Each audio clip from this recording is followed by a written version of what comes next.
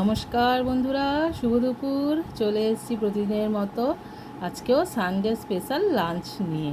তো চলুন বন্ধুরা, দেখে নিন আজকে আমার লাঞ্চে কি কি আছে। আছে সাদা ভাত,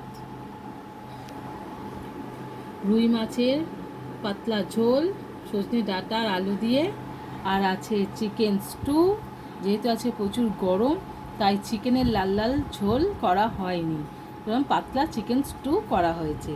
আর আছে চিংড়ি মাছ দিয়ে তেঁতুলের টক। আর এই হলো চিকেন কষা।